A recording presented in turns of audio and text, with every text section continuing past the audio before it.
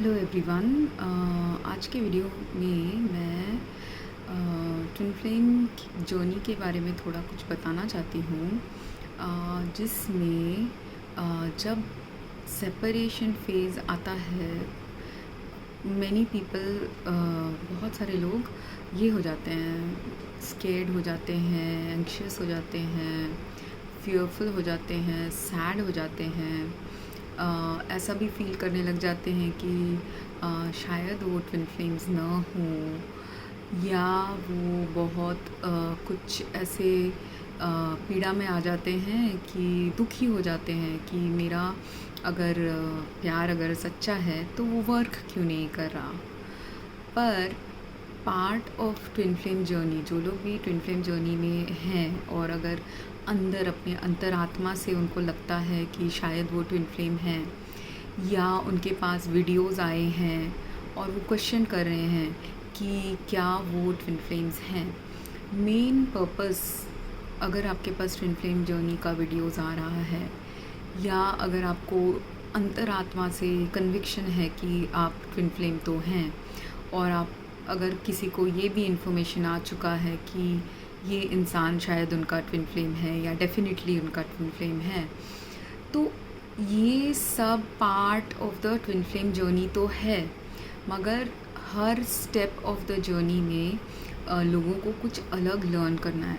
First of all, twin flame journey का मतलब ये है कि अगर आप उस जर्नी में स्टेप इन भी किए हो, मेन पर्पस ये है भगवान से कनेक्ट होने का। एक और इंसान जो आपका लाइफ पार्टनर अगर बन सकता है, या एटलीस्ट आपका फ्रेंड बन सकता है, with whom you can do something together, उस इंसान से डीप लेवल में कनेक्ट होने का। बिकॉज अर्थ में, फर्स्ट ऑफ ऑल, अगर आप अर्थ का प्रिंसिपल्स देखो, बेसिक प्रिंसिपल्स अर्थ लाइफ में एग्जिस्ट करने का, हर प्राणी एक और प्राणी के साथ इंटर डिपेंडेंट होता है। तो इसलिए जैसे कि अगर एक पेड़ को हम देखेंगे, पेड़ भी कहाँ से कनेक्टेड है? पेड़ आकाश से कनेक्टेड है, उसको आकाश से एयर मिलता है, पेड़ को बारिश मिलती है आसमान से, पेड़ को ज़मीन से न्यूट्रिएंट्स मिलती है, सॉइल मिलता है, पानी ज़मीन से भी मिलती है जब बारिश होती है।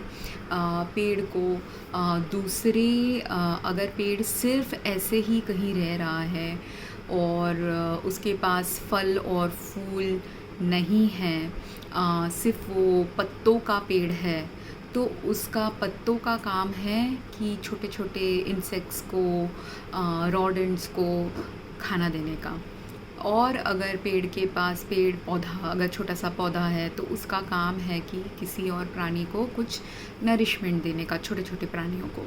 अगर वो पेड़ बहुत बड़ा पेड़ है और वो पेड़ में फल आते हैं, तो वो फल का काम है कि अगर सपोज़ पेड़ से फल दिए जा रहा है, कोई आसपास एनिमल नहीं है, बर्ड नहीं है, ह्यूमन नहीं है जो वो पेड़ के फलों को खा रहा है, तो पेड़ का पार्टली पर्पस ना डिस्ट्रॉय हो जाता है।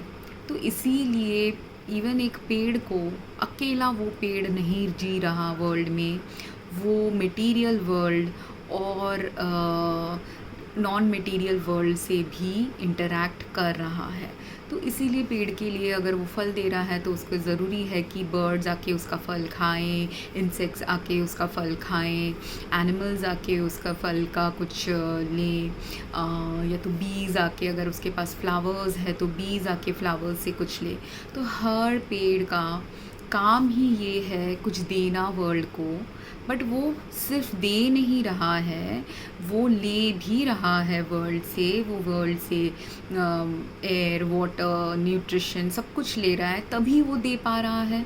नहीं तो पेड़ नहीं दे पाएगा। अगर कोई पेड़, जैसे डेज़र्ट में हम देखते हैं, डेज़र्ट में थोड़ा हीट ज़्यादा होता है, डेज़र्ट में पानी की कमी होती है, इसलिए डेज़र्ट में बहुत कम पेड़ हैं except for palm trees, date palm trees, ऐसे थोड़े से ही पेड़ होते हैं कंपेयर टू अगर हम एक ट्रॉपिकल एरिया में रह रहे हैं लाइक इंडिया।